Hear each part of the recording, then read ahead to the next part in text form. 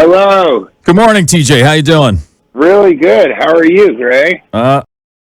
I'm doing great, man. I watched the special last night. It was awesome, and I was just wondering why you went with YouTube as opposed to say Netflix or HBO, who usually do comedy specials. Paywall. I think it's interesting that people kind of ask me, is it on something? Some people say, was there a paywall to see it? That's what I didn't want. I just wanted people to see it. And also, when you see the special, it's not really about making money. You know what I mean? It's very, very not about making money. And it's about sort of this incredible moment that happened and this amazing show. And then it's about the guy, Jonah, who kind of becomes the star of the show. So I'm really excited for people to see it. And that's why I kind of wanted for it to be free to everybody. I was reading the description before I watched it, and it says Jonah's a heckler and that you befriend this heckler. Is he technically a heckler? Don't hecklers fire the first shot? It seems just like you were talking to him and then you guys developed a quick rapport there. Well, someone heckling can just be interrupting. Even if they don't, we always talk about, it's funny when there's a positive heckler and somebody's like, you rule! And you're like, thank you. And you try to keep talking, they're like, you're awesome, man! And then you're trying to keep talking, and they're like, Deadpool 8, man! And, so that's still heckling. It's just like interrupting the show. And what happened was, look, Second Show Friday is famous for being the most difficult show. Steve Martin says he quit because of it. They were exhausted from working all week. They drank right after work. They drank up until the show. They're drinking during the show. And I taped the special in Nashville, Tennessee, which is essentially a bachelorette party and not a city. Right. And so I thought, this is going to be a disaster, but we're filming this. And so if I need to go off and riff and just capture it, and the director said, no, don't do that. We have to. But then I go on stage, and immediately I realize, oh, my God, this is an incredible audience. This is the special audience. They're so great. And so I am, doing my jokes. Everything's going great. And then this guy in the front row starts heckling me. And he just starts talking, and he's drunk in a way where he's kind of like, he forgets that everyone else is there and thinks that we're just alone in his living room. Right. So the heckles are all like, oh, yeah, that's hilarious. That's true. I've had that happen. Yeah, you're right about that. So that's kind of what he's doing. So I kind of go, maybe he'll stop talking. He didn't. So then I said, I got to acknowledge this guy. I said, so you got cargo pants on. Tell me about why. Yeah.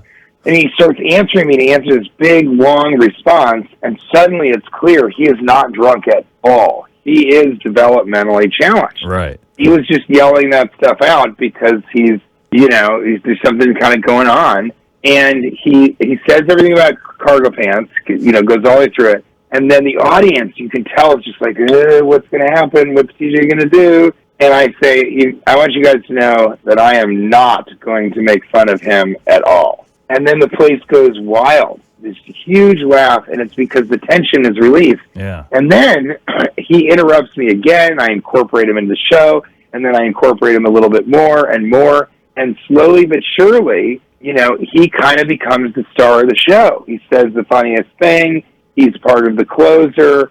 There's all of this sort of stuff that makes this special really about him. And so that's why I changed the name of it to Dear Jonah instead of the pandemic special, because it's mostly stuff I was doing during the pandemic, but now it just became something completely different. So it's really there's never been a special like this. There never will be a special like this again. It's just 1 in a billion chance that this is to happen, and then it did, and I'm really, really happy with the special. I'm really proud of how it turned out. He is a crucial part of that chemistry in that room, and that could have, I'm sure you've been in situations, you tour a lot. That could have been a turning point in the whole show where it's like, everything could have gone bad. Well, and I think that a lot of comedians would have, really, this is true, would have cut out those interactions, or some comics really would have said, we got to get this guy out of here because he's interrupting this show, and I have prepared all of this so absolutely for, hundreds of shows. I can't have this guy interrupt it. But because I'm the comedian I am, I just sort of leaned into it and embraced it and welcomed it. And so you get a very different kind of comedy special because I'm a very different kind of comedian. You know, I just handle it in a way that nobody else would. And I think that's great. I feel so lucky that we got it on tape. And when people see it, Dear Jonah, on YouTube, on my YouTube channel, they're going to know exactly about that, you know. And it's over 100,000 views in just a few days. So I want people to check it out because people love it, you know. They really do. So in your experience on stage, there must have been moments that have been kind of scary. I mean, has anybody ever tried to, like, say, pull a Will Smith on you? Like, get up there and try to physically attack you? Not yet. Not yet. But no, you know, not a Will Smith, I would not say, you know, necessarily. But I think I have had a guy in Atlanta try and run up and actually punch me in the face. Jeez. And that was pretty, you know, he wasn't able to Will Smith it. They stopped him before he got on stage. But yeah, you know, you have some rough stuff, and a person like me who kind of riffs with the audience, in this case, if you get a husband who gets pretty upset that I was making fun of your wife, then yeah, they'll rush the stage and you kind of have to get ready. But I think it has been weird that was so awful that Will Smith did that, because it kind of said, you know, comedians better watch what they say, otherwise there are physical repercussions, and that shouldn't be the case. I also think there shouldn't be really any societal repercussions if a comedian says something that's off color, because that's just not funny. It's not some crime against anything. If it hurts people's feelings, then apologies, but people's feelings get hurt. Right. And I just, you know, I think it's really weird that we as comedians have been put in this position where we're supposed to really watch what we say or else. You know, and I think that's just a shame. It's just really, really sad. But I think, you know what, it's the special is kind of, in a weird way, me saying, you know, I'll do whatever it takes, whatever I want, whatever, with an audience. And in this case, you get to see that I'm a pretty sweet guy. I mean, I just, you know, I love this kid. I want this show to be the best night of his life. And you can kind of tell that it is. Yeah. And so that's the kind of energy that I'm bringing. And so usually people don't want to run up and smack me in the face. But I've never been able to make fun of Will Smith's wife, so I don't know. Yeah. There's still a chance for that. Yeah, there's still a chance. That would be so funny, the next guy to insult Will Smith's wife.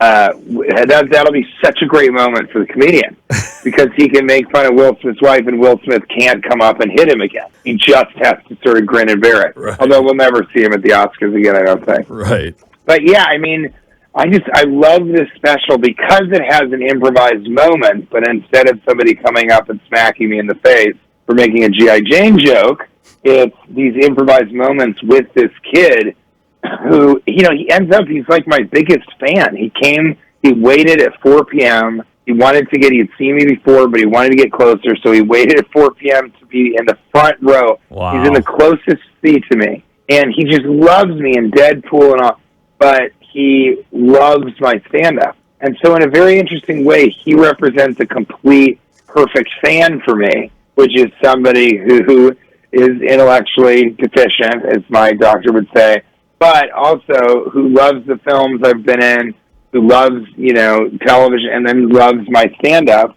And it's great to kind of make this a love letter to him and to fans like that everywhere. Yeah, that's awesome. It's just a grateful moment. I think that's really important. You don't get a lot of that and stuff. I hate to interrupt, but we have to move on. We're about 2 minutes late for the next platform. Denise, this is very rude. I'm sorry, Mike. Yeah, really. I mean, who is this woman? She's drunk. I know. I can tell. She's I can drunk. smell it through the phone. One quick question: are you going to be in the new Deadpool movie?